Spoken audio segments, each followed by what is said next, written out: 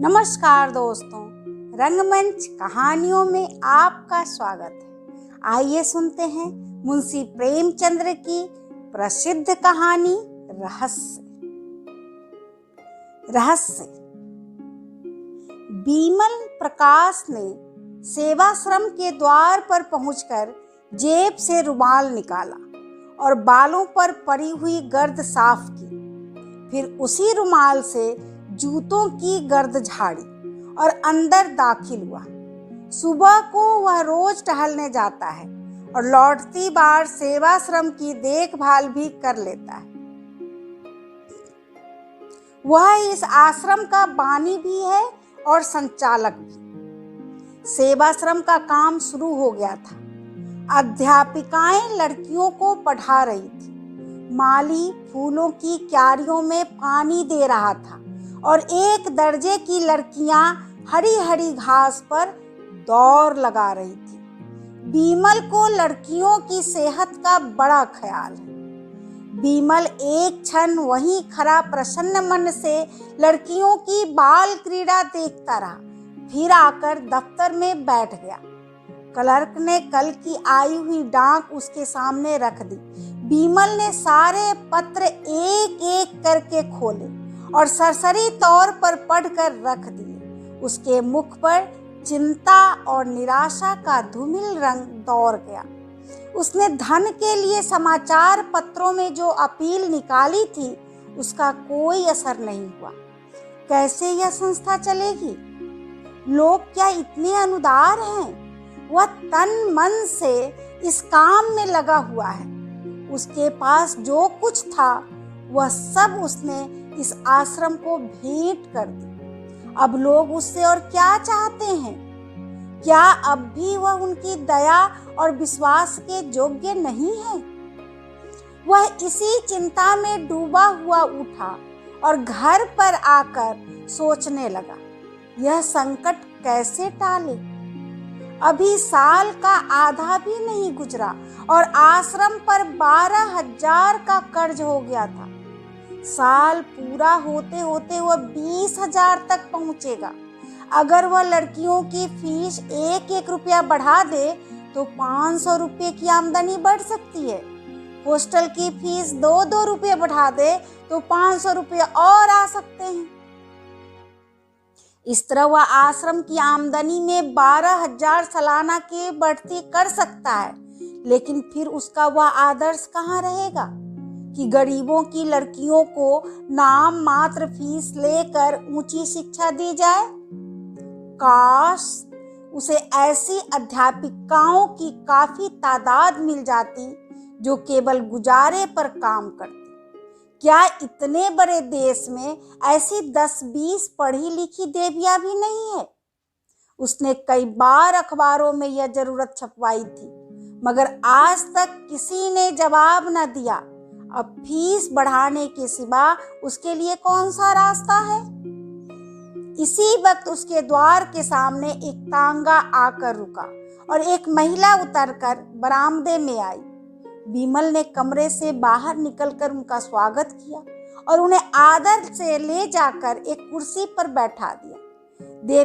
देवी जी रूपवती तो न थी, पर उनके मुख पर शिष्टता और कुलीनता की आभा जरूर थी। औसत कद, कोमल गात, चंपई रंग, प्रसन्न मुख, खूब बनी संवरी हुई, मगर उस बनाव श्रृंगार में ही जैसे अभाव की झलक थी। बीमल के लिए यह कोई नई बात न थी। जब से उसने सेवाश्रम खोला था, भले घरों की देवियां अक्सर उससे मिलने आती रहती थी। देवी जी ने कुर्सी पर बैठते हुए कहा, पहले अपना नाम बता दूं? मुझे मंजुला कहते हैं। मैंने कुछ दिन हुए लीडर में आपकी नोटिस देखी थी और उसी प्रयोजन से आपकी सेवा में आई हूँ। यूं तो आपसे मिलने का शौक बहुत दिनों से था, पर कोई अवसर ना निकाल पाती थी और बरबस आकर अपना कीमती समय नष्ट न करना चाहती थी। आपने जिस त्याग और तन्मयता से नारियों की सेवा की है, उसने आपके प्रति मेरे मन में इतनी श्रद्धा पैदा कर दी है कि मैं उसे प्रकट करूं तो शायद आप खुशामद समझें। मेरे मन में भी इसी तरह की सेवा की इच्छा बहुत दिनों से है, पर जितना सोचती हूँ उतना कर नहीं सकती। आपके प्रोत्साहन से संभव है मैं भी कुछ कर सकूं। बिमल मौन सेवकों में था। अपनी प्रशंसा उसके लिए सबसे कठिन परीक्षा थी। उसकी ठीक वही दशा हो जाती थी जैसे कोई पानी में डुबकियां खा रहा हो। वह खुद किसी के मुंह पर उसकी तारीफ ना करता था, इसलिए तारीफ के भूखे उसे तंग दिल समझते थे। वह पीठ के पीछे तारीफ करता था, हाँ बुराइयां वह मुंह पर करता था और दूसरों से भी यही आशा रखता था। उसने अपना उखड़ा हुआ पांव जमाते हुए कहा, यह तो बहुत अच्छी बात होगी। आप शौक से आए, सेवा श्रम की दशा तो आपको मालूम होगी। मैं इस इरादे से यहाँ नहीं आई हूँ, यह मैं पहले ही समझ गया था। मेरी यह आशा न थी, यूं ही कह दिया। अच्छा, आपका मकान यही है? मंजुला देवी का घर लखनऊ में है। जालंधर के कन्या विद्यालय में शिक्षा पाई है। अंग्रेजी में अच्छी लियाकत है। घर के काम धंधे में भी कुशल है और सबसे बड़ी बात यह है कि उनके हृदय में सेवा का उत्साह है। अगर ऐसी स्त्री सेवा श्रम का भार अपने ऊपर ले ले तो क्या कहना। मगर बिमल के मन में एक प्रश्न उठा। पूछा, आपके पति भी आपके साथ रहेंगे? साधारण सा सवाल था, मगर मंजुला को नागवार लगा। बोली, जी नहीं, वह अपने घर रहेंगे। वह एक बैंक में नौकर है और अच्छा वेतन पाते हैं। बिमल के मन का प्रश्न और भी जटिल हो गया। जो आदमी अच्छा वेतन पाता है, उसकी पत्नी क्यों उससे अलग काशी में रहना चाहती है? केवल इतना मुंह से निकला, अच्छा। मंजुला ने शायद उनके मन का भाव तार कर कहा, आपको यह कुछ अनोखी सी बात लगती होगी, लेकिन क्या आपके ख्याल में शादी का आशय यह है कि स्त्री को पुरुष के दामन में छिपी रहना चाहिए? बिमल ने जोश के साथ कहा, हरगिज नहीं। जब मैं अपनी जरूरतों को घटाकर सिफर तक पहुंचा सकती हूँ तो किसी पर भार क्यों बनूं? बेशक हम दोनों में मतभेद है और उनके कारण अनेक है। मैं भक्ति और पूजा को मानव जीवन का सत्य समझती हूँ, वह उसे लचर समझते हैं। यहाँ तक कि ईश्वर में भी उनका विश्वास नहीं है। मैं हिंदू संस्कृति को सबसे ऊंचा समझती हूँ, उन्हें हमारी संस्कृति में ऐब ही ऐब नजर आते हैं। ऐसे आदमी के साथ मेरा निबाह कैसे हो सकता है? बिमल खुद भक्ति और पूजा को ढोंग समझते थे और इतनी सी बात पर किसी स्त्री का पुरुष से अलग हो जाना उसकी समझ में न आया। उन्हें ऐसी कई मिसालें याद थी जहां स्त्रियों ने पति के विधर्मी हो जाने पर भी अपने व्रत का पालन किया। इस समस्या का व्यवहारिक अंग ही उसके सामने था। पूछा, उन्हें कोई आपत्ति तो न होगी? मंजुला ने गर्व के साथ कहा, मैं ऐसी आपत्तियों की परवाह नहीं करती। अगर पुरुष स्वतंत्र है तो स्त्री भी स्वतंत्र है। फिर उसने नर्म होकर करुण स्वर में कहा, यूं कहिए कि हम और वह 3 साल से अलग हैं, रहते हैं एक ही मकान में, लेकिन बोलते तक नहीं। जब कभी वह बीमार पड़े हैं, मैंने उनकी तीमारदारी की है। उन पर कोई संकट आया है तो मैंने उनसे सच्ची सहानुभूति की है, लेकिन मैं मर भी जाऊं तो उन्हें दुख न होगा। वह खुशी होंगे कि गला छूट गया। वह मेरा पालन पोषण करते हैं, इसलिए उसका गला भर आया था। एक क्षण तक वह चुपचाप जमीन की ओर ताकती रही। फिर उसे भय हुआ कि कहीं बिमल उसे हल्का और ओछी न समझ रहा हो, जो अपने जीवन के गुप्त रहस्यों को ढिंढोरा पीटती फिरती है। इस भ्रम को बिमल के मन से निकालना जरूरी था। उसने उन्हें यकीन दिलाया कि आज तक किसी ने उसके मुंह से ये शब्द नहीं सुने यहाँ तक कि उसने अपने मन की व्यथा कभी अपने माता पिता से भी नहीं कही। विमल वह पहले व्यक्ति है जिनसे उसने ये बातें कहने का साहस किया है, और इसका कारण यही है कि वह जानती है कि उनके दिल में दर्द है और एक स्त्री की विवशता का अंदाजा कर सकते हैं। विमल ने लजाते हुए कहा, यह आपकी कृपा है जो मेरे बारे में ऐसा ख्याल करती हैं। और उनके मन में मंजुला के प्रति श्रद्धा उत्पन्न, और बहुत दिनों के बाद उसे एक देवी नजर आई जो सिद्धांत के लिए इतना साहस कर सकती है। वह खुद मन ही मन समाज से विद्रोह करता रहता था। सेवाश्रम भी उनके मानसिक विद्रोह का ही फल था। ऐसी स्त्री के हाथों में वह सेवाश्रम बड़ी खुशी से सौंप देगा। मंजुला उसके लिए तैयार होकर आई थी। मंजुला के जीवन में आत्मदान की मात्रा ही ज्यादा थी। देह को वह इस भावना की पूर्ति का साधन मात्र समझती थी।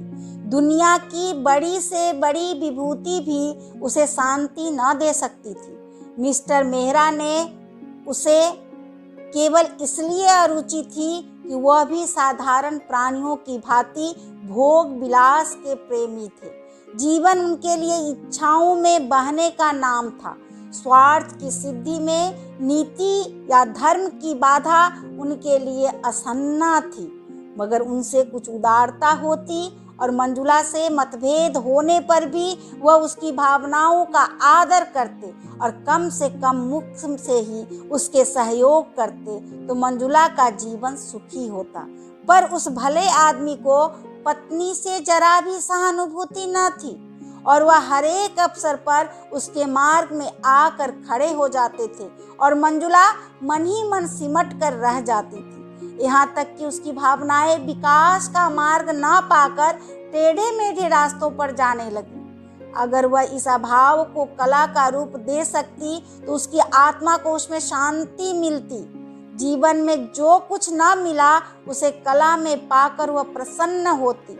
मगर उसमें वह प्रतिभा, वह रचना शक्ति थी और उसकी आत्मा पिंजरे में बंद पक्षी की भांति हमेशा बेचैन रहती थी। उसका अहम भाव इतना अप्रच्छन्न हो गया था कि वह जीवन से विरक्त होकर बैठ सकती थी। वह अपने व्यक्तित्व को स्वतंत्र और पृथक रखना चाहती थी।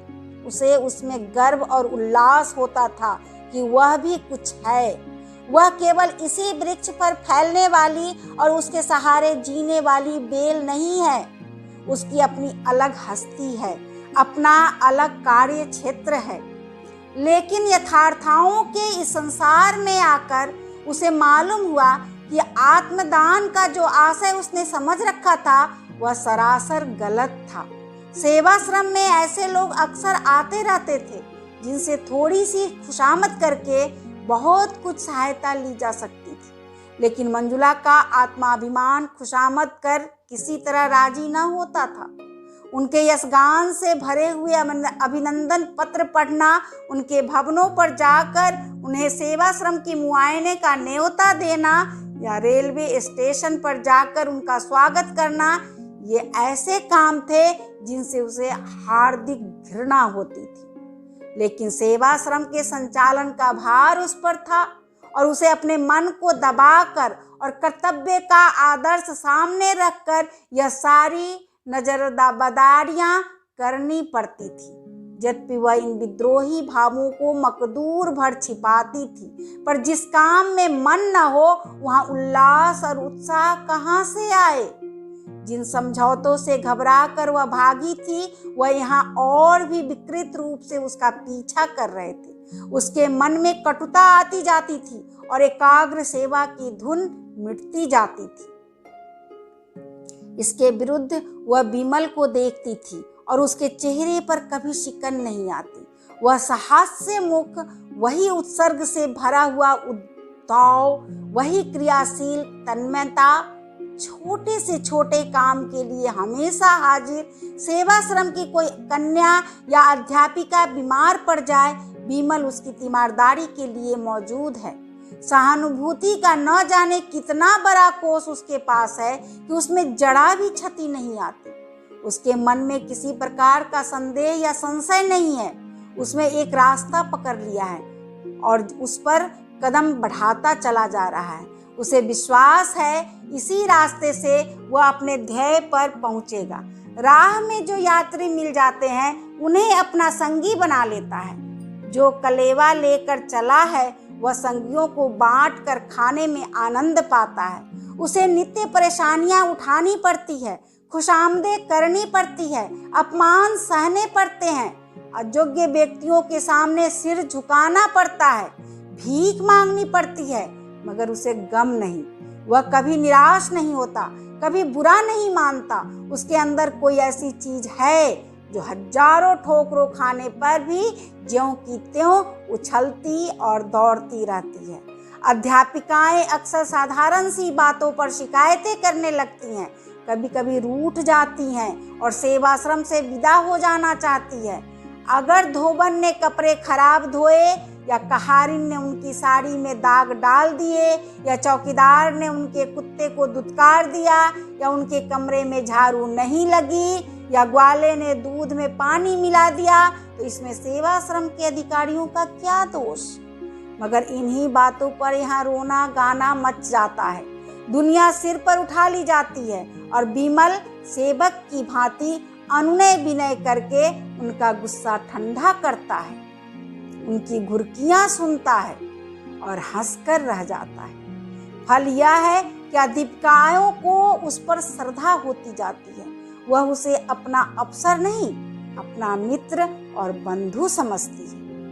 मगर मंजुला बिमल से कुछ खिंची रहती है। कभी उससे कोई शिकायत नहीं करती, कभी उससे किसी मामले में सलाह नहीं लेती। तब भी वह दिल में समझती है कि जिस दुनियादारी को वह आत्मा का पतन कहकर उसे हे समझती है, वह वास्तव में विकसित मानवता का ही रूप है। फिर भी अपने सिद्धांत प्रेम के अभिमान को तोड़ डालना उसके लिए कठिन है। और इस अभिमान के होते हुए भी बिमल की विशुद्ध निस्वार्थ व्यवहारिकता उसे जबरदस्ती अपनी ओर खींचती है। उसने साधारण मनुष्यों के विषय में अनुभव से मन में जो सीमाएं खींच ली थी, बिमल उनसे ऊपर था। उसमें स्वार्थ का लेश भी नहीं है, अभिमान उसे छू भी नहीं गया है, उसके त्याग की कोई सीमा नहीं। मंजुला के आध्यात्मिक जीवन में मनुष्य का यही सबसे ऊंचा आदर्श था। लेकिन बिमल को उस आदर्श के समीप देखकर उसे एक प्रकार का हार का बोध होता था। आदर्श का महत्व तो इसी में है कि वह पहुंच के बाहर हो। अगर वह साध्य हो जाए तो आदर्श ही क्यों रहे। मंजुला अपनी आदर्श भावना को और ऊंचा बनाकर इस विचार में संतोष पाना चाहती है कि बिमल अभी उस आदर्श से बहुत दूर है। लेकिन बिमल जैसे जबरन उनका श्रद्धा पात्र बनता जाता है। वह अपने को प्रवाह में बहने से रोकने के लिए लकड़ी का सहारा लेती है, पर उसके पैरों के साथ वह लकड़ी भी उखड़ जाती है और वह फिर किसी दूसरी रोक की तलाश करने लगती है और अंत में उसे यह सहारा मिल जाता है। उसने अपनी तीव्र दृष्टि में देख लिया है कि बिमल उसकी कारगुजारियों से संतुष्ट नहीं है। फिर वह उससे शिकायत क्यों नहीं करता, उससे जवाब क्यों नहीं मांगता। उसी तीव्र दृष्टि से उसने यह भी तार लिया है कि बिमल उसके रूप रंग से अप्रभावित नहीं है। फिर वह शीतलता और उदासीनता क्यों? क्या इससे यह सिद्ध नहीं होता कि वह कपटी या कायर है? और उसे वह कितना खुलकर मिलता है, कितनी हमदर्दी से पेश आता है, तो मंजुला से वह क्यों दूर दूर रहता है, क्यों उससे ऊपरी मन से बातें करता है? वह पहले दिन का निष्कपट व्यवहार कहाँ गया? क्या वह यह दिखाना चाहता है कि मंजुला की उसे बिल्कुल परवाह नहीं है, या उससे केवल इसलिए नाराज है कि धनियों की चौखट पर सिर नहीं झुकाती? यह खुशामद उसे मुबारक रहे। मंजुला सेवा करेगी, पर अपने आत्माभिमान को अछूता रखकर। एक दिन प्रातः काल मंजुला बगीचे में टहल रही थी कि बिमल ने आकर उसे प्रणाम किया और उसे सूचना दी कि सेवाश्रम का वार्षिकोत्सव निकट आ रहा है, उसके लिए तैयारी करनी चाहिए। मंजुला ने उदासीन भाव से पूछा, यह जलसा तो हर साल ही होता है? बिमल ने कहा, जी हाँ, हर साल, मगर अब की ज्यादा समारोह से करने का विचार है। मेरे किए जो कुछ हो सकता है वह मैं करूंगी। हालांकि आप जानते हैं मैं इस विषय में ज्यादा निपुण नहीं हूँ। इसकी सफलता का सारा भार आप ही के ऊपर है। मेरे ऊपर? जी हाँ, आप चाहे तो यह आश्रम कहीं से कहीं पहुंच जाए। मेरे विषय में आपका अनुमान गलत है। बिमल ने विश्वास भरे स्वर में कहा, मेरा अनुमान गलत है या आपका अनुमान गलत है, यह तो जल्द ही मालूम हुआ जाता है। आज यह पहली प्रेरणा थी जो बिमल ने मंजुला से की। जिस दिन से उसने सेवाश्रम उसके हाथों में सौंपा था, उस दिन से कभी इस विषय में कोई आदेश न दिया था। उसे कभी इसका साहस ही न हुआ। मुलाकातों में इधर उधर की बातें होकर रह जाती। शायद बिमल समझता था कि मंजुला ने जो त्याग किया है वह काफी से ज्यादा है और उस पर अब और बोझ डालना जुल्म होगा। या शायद वह देख रहा था कि मंजुला का मन इस संस्था में रम जाए तो कुछ कहे। आज तो उसने विनय और आग्रह से भरा हुआ यह आदेश दिया तो मंजुला में एक नई स्फूर्ति दौड़ गई। सेवाश्रम से ऐसा निजत्व उसे कभी न हुआ था। बिमल ने उसे जो दुर्भावनाएं थी सब जैसे काई की तरह फट गई और वह पूर्ण तन्मयता के साथ तैयारियों में लग गई। अब तक वह क्यों आश्रम से इतनी उदासीन थी, इस पर उसे आश्चर्य होने लगा।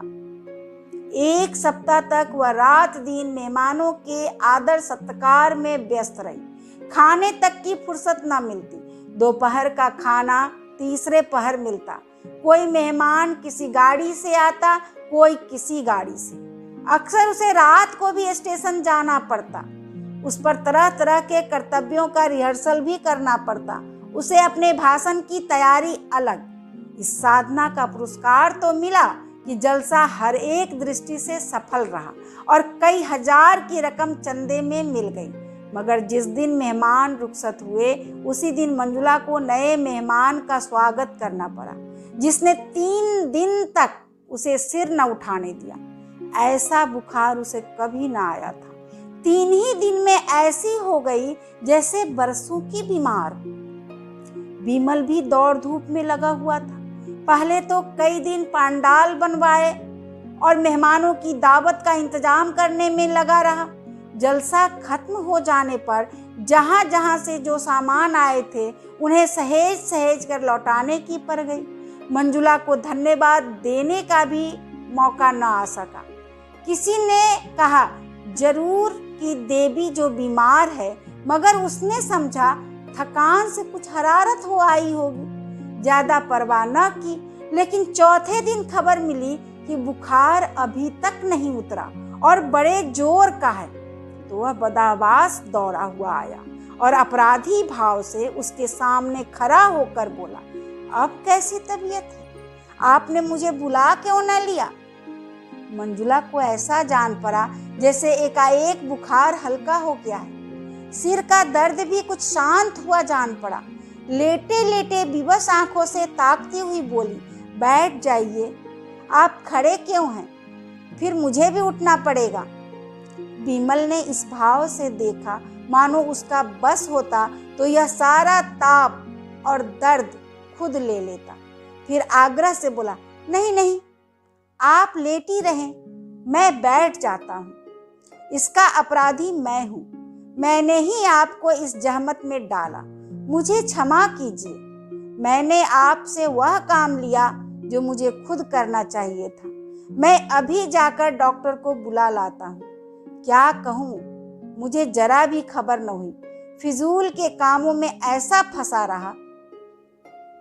और उसने पीठ फेरी ही थी कि मंजुला ने हाथ उठाकर मना करते हुए कहा, नहीं नहीं, डॉक्टर की कोई जरूरत नहीं। आप जरा भी परेशान ना हो, मैं बिल्कुल अच्छी हूँ, कल तक उठ बैठूंगी। उसके मन में और कितनी ही बातें उठी, मगर उसने ओठ बंद कर लिए। इस आवेश में वह ना जाने क्या क्या बक जाएगी। अभी तक विमल ने शायद उसे देवी समझकर उसके सामने सिर झुकाया है, उससे दूर अवश्य रहा है, मगर इसलिए नहीं कि वह समीप आना नहीं चाहता, बल्कि इसलिए कि अपनी सरलता में, अपनी साधना में उसके समीप आने में झिझकता है कि कहीं देवी को नागवार न गुजरे। विमल ने अपने मन में उसे जिस ऊंचे आसन पर बैठा दिया है, उससे नीचे वह न आएगी। विमल को मालूम नहीं वह कितना सात्विक, कितना विशालात्मा पुरुष है। ऐसे आदमी की स्मृति में हमेशा के लिए एक आकाश में उड़ने वाली निष्कलंक, निष्कपट सती की धुंधली छाया छोड़ जाना कितना बड़ा मोह है। उसने विनोद भाव से कहा, हाँ क्यों नहीं, क्योंकि आप तो मनुष्य है और मैं काठ की पुतली। नहीं, आप देवी हैं। नहीं, एक नादान औरत। आपने जो कुछ कर दिखाया वह मैं 100 जन्म लेकर भी ना कर सकता था। उसका कारण भी आपने सोचा? यह स्त्री की विजय नहीं, उसकी हार है। अगर उन दोषों के साथ मैं स्त्री न होकर पुरुष होती तो शायद इसकी चौथाई सफलता भी न मिलती। यह मेरी जीत नहीं, मेरी नारीत्व की जीत है। रूप तो आसर वस्तु है जिसकी कोई हकीकत नहीं, वह धोखा है, फरेब है, दुर्बलताओं के छिपाने का पर्दा मात्र। विमल ने आवेश में कहा, यह आप क्या कहती हैं मंजुला देवी? रूप संसार का सबसे बड़ा सत्य है। रूप को भयंकर समझकर हमारे महात्माओं और पंडितों ने दुनिया के साथ घोर अन्याय किया है। मंजुला की सुंदर छवि गर्व के प्रकाश से चमक उठी। रूप को असत्य समझने के प्रयास में सदैव असफल रही थी, फिर अपनी निष्ठा और भक्ति से दोनों मानो अपने रूप का प्रायश्चित कर रही थी। उसी रूप के इस समर्थन के एक क्षण के लिए उसे मुक्त कर दिया, मगर वह संभल कर बोली, आप धोखे में हैं विमल बाबू, मुझे क्षमा कीजिएगा, मगर यह रूप की उपासना आप में कोई नई बात नहीं है। मर्दों ने हमेशा रूप की उपासना की है। थोड़े पंडितों या महात्माओं ने चाहे रूप की निंदा की हो, पर मर्दों ने प्रायः रूपाशक्ति ही का प्रमाण दिया है। यहाँ तक कि रूप के लिए धर्म की परवाह नहीं की, और उन पंडितों और महात्माओं ने भी जबान या कलम से चाहे रूप के विरुद्ध विष उगला हो, लेकिन अंतःकरण में वे भी उसकी पूजा करते हैं। जब कभी रूप ने उनकी परीक्षा की है, उनकी तपस्या पर विजय पाई है, फिर भी जो असत्य है वह असत्य ही रहेगा। रूप का आकर्षण केवल बाहरी आंखों के लिए है। ज्ञानियों की निगाह में उसका कोई मूल्य नहीं। कम से कम आपके मुख से मैं रूप का बखान नहीं सुनना चाहती, क्योंकि मैं आपको देवतुल्य समझती हूँ और दिल से आप पर श्रद्धा रखती हूँ। विमल विक्षिप्त सा जमीन की तरफ ताकता रहा और बराबर ताकता ही चला गया, जैसे वह मूर्छा अवस्था में हो।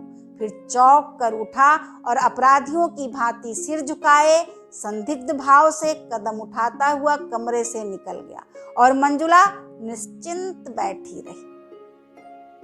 उस दिन से एकाएक विमल का सारा उत्साह और कर्मण्यता जैसे ठंडी पड़ गई, जैसे उसमें अब अपना मुंह दिखलाने की हिम्मत नहीं है। मानो उस रहस्य का पर्दा खुल गया है और चारों तरफ उसकी हंसी उड़ रही है। अब वह सेवाश्रम में बहुत कम आता है, और आता भी है तो अध्यापिकाओं से कुछ बातचीत नहीं करता, सबसे जैसे मुंह चुराता फिरता है। मंजुला को मिलने का कोई अवसर नहीं देता, और जब मंजुला हार कर उसके घर आती है तो कहला देता है घर में नहीं है, हालांकि वह घर में छिपा बैठा रहता है, और मंजुला उसके मनोहरस्य को समझने में असमर्थ है। विमल ने अपनी साधना और सद्भावना से उसे अपनी ओर आकर्षित कर लिया है, इसमें संदेह नहीं। वह एक नारी की गहरी अंतर्दृष्टि से देख रही है कि विमल भी उसका उपासक बन बैठा है, और जरा भी प्रोत्साहन पाने पर अपने को उसके चरणों पर डाल देगा। उसने बरसों से जो जिंदगी बसार की है उसमें प्रेम नहीं है, सेवा और कर्तव्य का दामन पकड़कर भी उसे अपनी अपूर्णता का ज्ञान होता रहता है। जिस पुरुष में उसका प्रेम नहीं है, न विश्वास है, उसके प्रति वह किसी तरह का नैतिक या धार्मिक बंधन नहीं स्वीकार करती। वह अपने को स्वच्छंद समझती है, चाहे समाज उसकी स्वच्छंदता माने या न माने, पर उसकी आत्मा इस विषय में अपने को आजाद समझती है।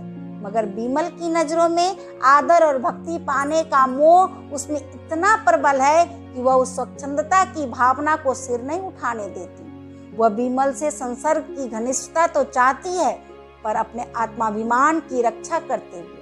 इसके साथ ही बिमल के पवित्र और निर्मल जीवन में वह दाग नहीं लगाना चाहती। उसने सोचा था बिमल को दवा का हल्का सा घूंट पिलाकर वह स्वस्थ कर देगी।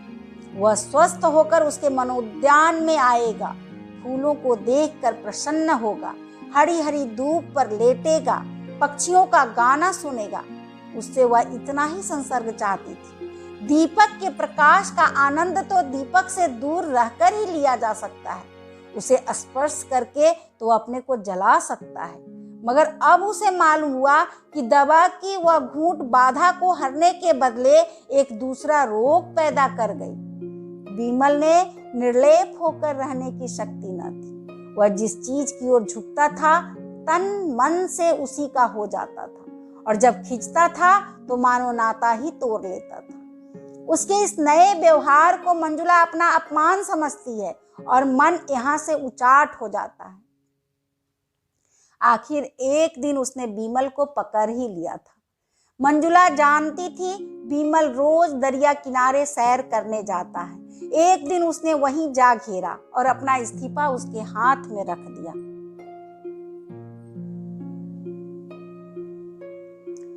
बिमल के गले में जैसे फांसी पड़ गई। जमीन की ओर ताकता हुआ बोला, ऐसा क्यों? इसलिए कि मैं अपने को इस काम के योग्य नहीं पाती। संस्था तो खूब चल रही है, फिर भी मैं यहाँ रहना नहीं चाहती। मुझसे कोई अपराध हुआ है? आप अपने दिल से पूछिए। बिमल ने इस वाक्य का वह आशय समझ लिया जो मंजुला की कल्पना से भी कोसों दूर था। उसके मुख का रंग उड़ गया, जैसे रक्त की गति बंद हो गई। इसका उसके पास कोई जवाब न था।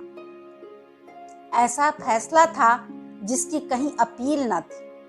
आहत स्वर में बोला, जैसी आपकी इच्छा। मुझ पर दया कीजिए। मंजुला ने आर्द्र होकर कहा, तो मैं चली जाऊं? जैसी आपकी इच्छा। और वह जैसे गले का फंदा छुड़ाकर भाग खड़ा हुआ। मंजुला करुण नेत्रों से उसे देखती रही, मानो सामने कोई नौका डूबी जा रही हो। चाबुक खाकर बिमल फिर सेवा आश्रम की गाड़ी में जुट गया। कह दिया गया मंजुला देवी के पति बीमार थे, चली गई। कामकाजी आदमी का प्रेम का रोग नहीं पालता। उसे कविता करने और प्रेम पत्र लिखने और ठंडी आहें भरने की कहाँ फुर्सत। उसके सामने तो कर्तव्य है, प्रगति की इच्छा है, आदर्श है। बिमल भी काम धंधे में लग गया। हाँ, कभी कभी एकांत में मंजुला की याद आ जाती थी और लज्जा से उसका मस्तक आप ही आप झुक जाता था। उसे हमेशा के लिए सबक मिल गया था। ऐसी सती साध्वी के प्रति उसने कितनी बेहूदगी की। 3 साल गुजर गए थे। गर्मियों के दिन थे। बिमल अब की मंसूरी की सैर करने गया हुआ था और एक हॉस्टल में ठहरा था। एक दिन बैंड स्टैंड के समीप खड़ा बैंड सुन रहा था कि बगल में एक बेंच पर मंजुला बैठी नजर आई, आभूषणों और रंगों से जगमगाती हुई। उसके पास ही एक युवक कोट पैंट पहने बैठा हुआ था। दोनों मुस्कुरा मुस्कुरा कर बातें कर रहे थे। दोनों के चेहरे खिले, दोनों प्रेम के नशे में मस्त। बिमल के मन में सवाल उठा, यह युवक कौन है? मंजुला का पति तो नहीं हो सकता। यह संभव है उसका पति ही हो। दंपत्ति में अब मेल हो गया हो। उसे मंजुला के सामने जाने का साहस न हुआ। दूसरे दिन वह एक अंग्रेजी तमाशा देखने सिनेमा हॉल गया था। इंटरवल में बाहर निकला तो कैफे में फिर मंजुला दिखाई दी। सिर से पांव तक अंग्रेजी पहनावे में वही कल वाला युवक आज भी उसके साथ था। आज विमल ने जब्त न हो सका। उसके पहले कि वह मन में कुछ निश्चय कर सके, वह मंजुला के सामने खड़ा था। मंजुला उसे देखते ही सन्नाटे में आ गई।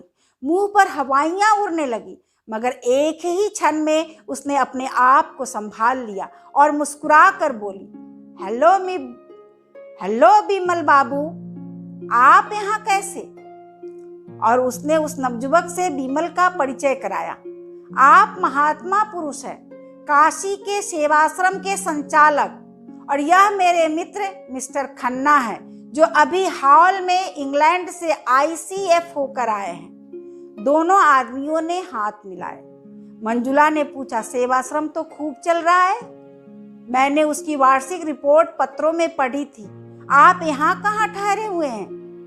विमल ने अपने होटल का नाम बतलाया। खेल फिर शुरू हो गया। खन्ना ने कहा, खेल शुरू हो गया, चलो अंदर चले। मंजुला ने कहा, तुम जाकर देखो, मैं जरा मिस्टर विमल से बातें करूंगी। खन्ना ने विमल को जलती हुई आंखों से देखा और फिर अकड़ता हुआ अंदर चला गया। मंजुला और विमल आकर बाहर हरी हरी घास पर बैठ गए। विमल का हृदय गर्व से फूला हुआ था। आशा में उल्लास की चांदनी सी हृदय पर छिटकी हुई थी। मंजुला ने गंभीर स्वर में पूछा, आपको मेरी याद काहे को आई होगी? कई बार इच्छा हुई कि आपको पत्र लिखूं, लेकिन संकोच के मारे ना लिख सकी। आप मजे में तो थे। विमल ने उसका यह उलाहना बुरा लगा। कहाँ अभी हास्य विनोद में मगन थी, कहाँ उसे देखते ही गंभीरता की पुतली बन गई। रूखे स्वर में बोला, हाँ, बहुत अच्छी तरह था। आप तो आराम से थी। मंजुला आर्द्र कंठ से बोली, मेरे भाग्य में तो आराम लिखा ही नहीं है मिस्टर विमल। पिछले साल पति का देहांत हो गया। उन्होंने जितनी जायदाद छोड़ी उससे ज्यादा कर्ज छोड़ा। इन्हीं उलझनों में पड़ी रही, स्वास्थ्य भी बिगड़ गया। डॉक्टरों ने पहाड़ पर रहने की सलाह दी, तब से यहीं पड़ी हुई हूँ। आपने मुझे खत तक न लिखा। आपके सिर यूं ही क्या कम बोझ है कि मैं अपनी चिंताओं का भार भी रख देती। फिर भी एक मित्र के नाते मुझे खबर तो देनी ही थी। मंजुला ने स्वर में श्रद्धा भरकर कहा, आपका काम इन झगड़ों में पड़ना नहीं है विमल बाबू। आपको ईश्वर ने सेवा और त्याग के लिए रचा है, वही आपका क्षेत्र है। मैं जानती हूँ आपकी मुझ पर दया दृष्टि है। मैं कह नहीं सकती मेरी नजरों में कितना मूल्य है। जिसे कभी दया और प्रेम न मिला हो, वह इनकी ओर लपके तो क्षमा के योग्य हैं। आप समझ सकते हैं उनका परित्याग करके मैंने कितनी बड़ी कुर्बानी की है, मगर मैंने इसी को अपना कर्तव्य समझा। मैं सब कुछ सह लूंगी, पर आपको दैवत्य के ऊंचे आसन से नीचे न गिराऊंगी। आप ज्ञानी हैं, संसार के सुख कितने अनित्य हैं आप खूब जानते हैं। इनके प्रलोभन में न आइए। आप मनुष्य हैं, आप में भी इच्छाएं हैं, वासनाएं हैं, लेकिन इच्छाओं पर विजय पाकर ही आपने यह ऊंचा पद पाया है। उसकी रक्षा कीजिए, और अध्यात्म ही आपकी मदद कर सकता है। उसकी साधना से आपका जीवन सात्विक होगा और मन पवित्र होगा। विमल ने अभी अभी मंजुला को आमोद प्रमोद में क्रीड़ा करते देखा था। खन्ना से उसका संबंध किस तरह का है यह भी तो वह समझ रहा था। फिर भी इस उपदेश में उसे सच्ची सहानुभूति का संदेश मिला। विलासिनी मंजुला उसे देवी के रूप में नजर आई। उसके भीतर का अहंकार उसकी लोलुपता से बलवान था। सद्भावना से भरकर बोला, देवी जी, आपने जिन शब्दों से मेरा सम्मान किया है उनके लिए आपका एहसानमंद हूँ। कहिए, मैं आपकी क्या सेवा कर सकता हूँ? मंजुला ने उठते हुए कहा, आपकी कृपा दृष्टि काफी है। उसी वक्त खन्ना सिनेमा हॉल से बाहर आता हुआ दिखाई दिया। अभी आप सुन रहे थे मुंशी प्रेमचंद्र की कहानी रहस्य। धन्यवाद।